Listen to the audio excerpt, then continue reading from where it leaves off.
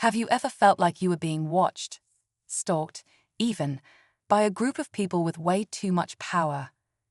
That's exactly what happened to me when the HOA cops started raiding my cabin, uninvited and without reason. At first, I thought it was a mistake, maybe a misunderstanding, but it didn't stop. Every few weeks, they'd show up, poking around, demanding to inspect my property like they owned it. It was maddening, and I wasn't going to let it slide. It wasn't just about my privacy, it was about the principal, who gave them the right to invade my space over and over again. So, I did something they never saw coming. I decided to fight back in the most unexpected way, by hitting them where it hurt the most.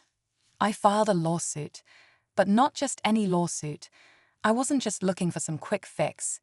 No, I had a bigger plan in mind, to drain their entire budget. The results were shocking, and not just for me. In the next part of the story, I'll tell you how this legal battle turned into something they never expected, and how it flipped everything upside down. Trust me, you won't believe what happened next. It all started when I moved into that cabin, tucked away in the woods. I thought I found the perfect spot, quiet, peaceful, away from the hustle and bustle. But little did I know, the Homeowners Association, or HOA, had its claws in every inch of that community. They had rules for everything: how high your grass could grow, what color your house could be, even how far your trash cans could stick out on trash day. And the worst part, they had this little group of self-appointed cops that took their power way too seriously. At first, I didn't think much of it. They'd show up with their little clipboards, inspect my place, and then leave. But then the visits started happening more often, and each time they found something new to complain about. A broken fence that wasn't really broken, a tree branch that was a hair's width over the boundary line. They were grasping at straws. It felt personal. It felt like they were targeting me. That's when I started digging into the HOA's finances. I learned something crucial.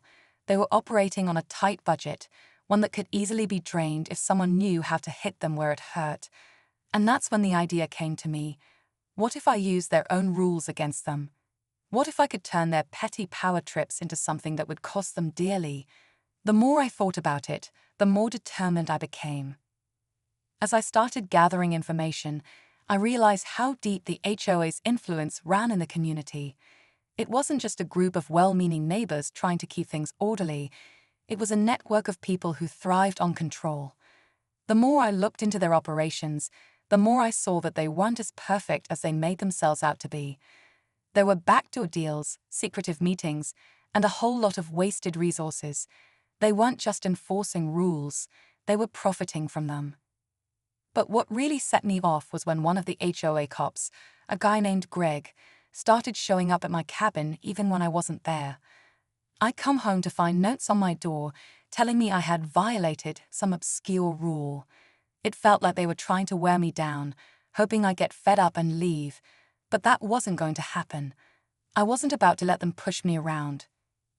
I started looking for every legal loophole, every crack in their system, and that's when I found something interesting.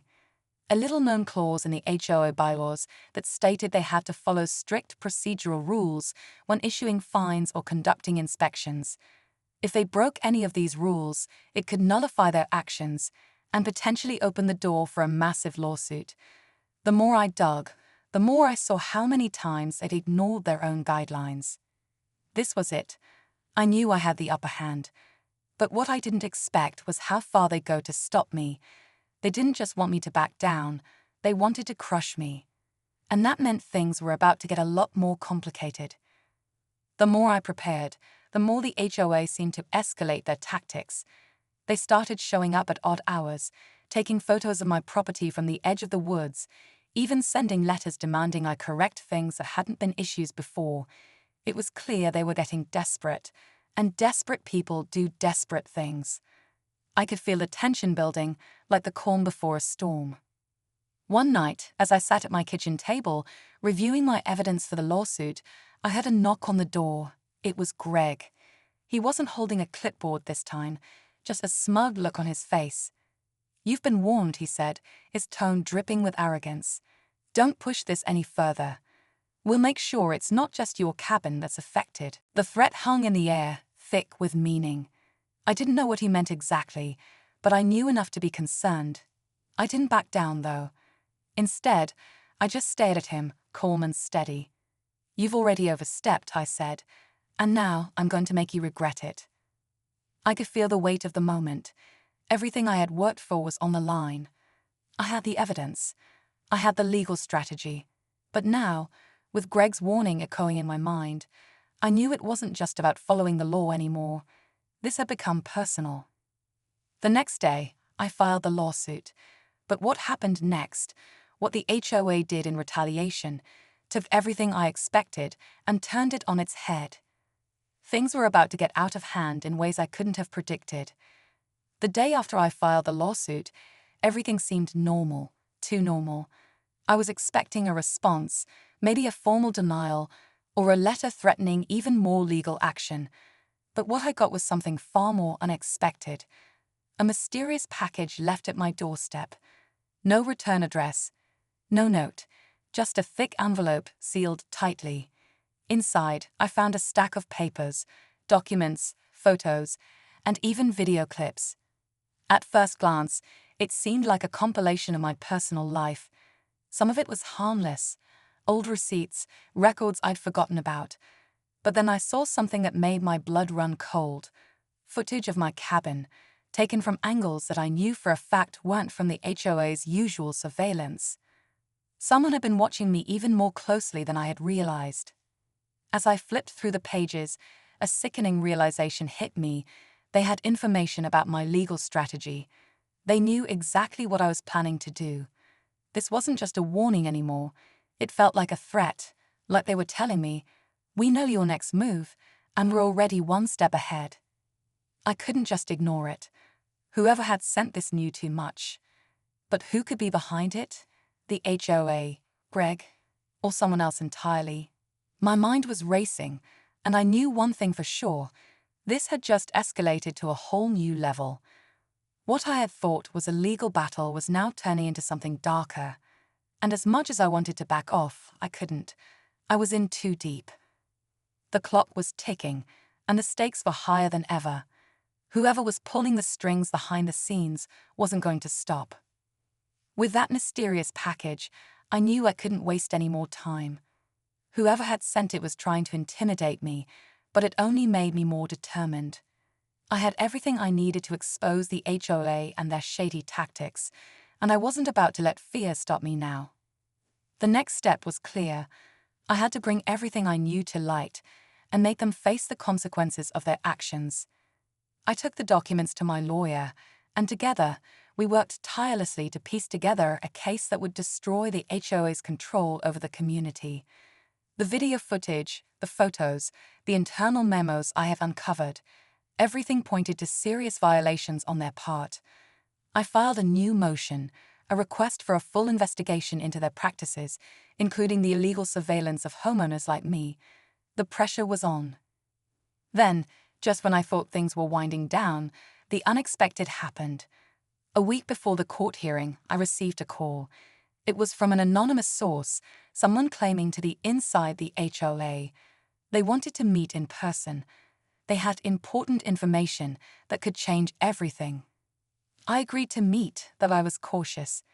The meeting took place in a quiet, dimly lit cafe. The person who sat down across from me wasn't anyone I recognized, just an ordinary-looking man in his mid-40s. He leaned in close and whispered, "It wasn't Greg who was behind all of this." My heart skipped. It was someone much higher up, someone you'd never expect. The twist hit me like a freight train. The HOA wasn't the real threat. It was the very person I'd been trusting, my own lawyer. He had been orchestrating everything from the start, feeding information to the HOA, playing both sides of the game. Suddenly, all the pieces fell into place.